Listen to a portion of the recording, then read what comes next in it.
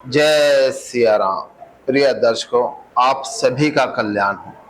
आज धनतेरस के दिन मैं माँ लक्ष्मी जी की आपको घर आने की विधि बतलाता हूँ।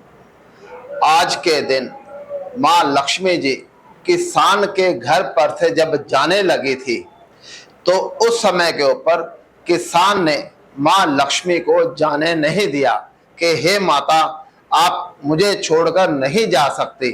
तो माँ लक्ष्मी ने किसान को कहा, तूने मुझे 12 वर्ष तक अपने घर में जो सेवा श्रद्धा और प्यार से विश्वास से करी है, और मैंने तेरा घर अन्न धन रत्नों से सोने चांदी से भर दिया है, तो अब मेरा श्राप मुक्त हो गया, अब तो मुझे जाना ही पड़ेगा। इसलिए अगर तू मुझे चाहता है कि मैं ना जा सकूं, तो तूने आज के दिन मुझे रोकने के लिए एक तांबे के कलश में लक्ष्मी सिक्कों के रूप में उसे भर देना है, और अपने घर को लीप पोत के और अच्छे अच्छे वस्त्र वहां रखकर आसन बिछाकर मेरी पूजा आराधना करनी है। ब्रह्म मुहूर्त में सुबह 4 बजे से कुछ पल तक मेरी पूजा कर देगा तो मैं तेरे घर से कभी नहीं जाऊंगी, और मैं तुझे संपूर्ण आशीर्वाद देती हूं। अगर तू इसी प्रकार हर धनतेरस के दिन मुझे रोकने का उपाय करेगा तो मैं तेरे घर से कभी रुष्ट होकर नहीं जाऊंगी, तेरे घर में हर खुशियां सुख प्रदान करती रहूंगी। यही माँ लक्ष्मी जी का किसान को आशीर्वाद प्राप्त हुआ।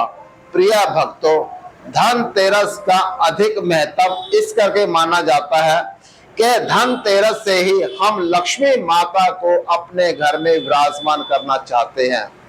अगर आप भी माँ लक्ष्मी जी को विराजमान करना चाहते हो तो एक तांबे का कलश लो, चाहे छोटा हो चाहे बड़ा हो, उसमें कुछ चांदी के सिक्के या दूसरे सिक्के 5 के 10 के 20 के जो भी उसे भर दो, उसके ऊपर थोड़े से पुष्प रख दो, तो भी माँ लक्ष्मी आपके घर से रुष्ट होकर नहीं जाएगी। जितनी भी आपकी गुंजाइश है, दान अवश्य करो। कुछ सम्मान ऐसा लेकर आओ जैसे माता रानी की चरण पादुकाएं।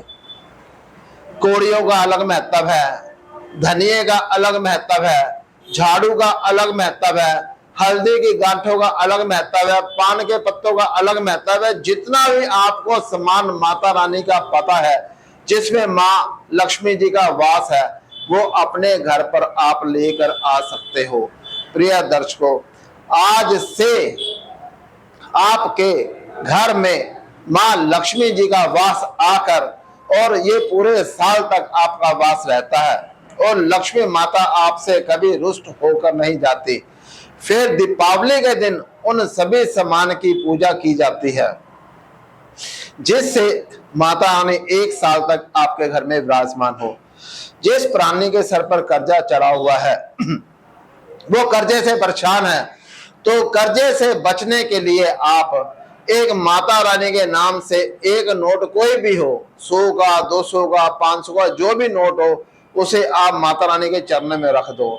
और दीपावली का बम्पर या कोई भी बम्पर आपने खरीदना है तो माँ लक्ष्मी के नाम से खरीदो, तो माँ आप पर कृपा बरसाएगी। हर रूप में लक्ष्मी माता आपके घर आएगी।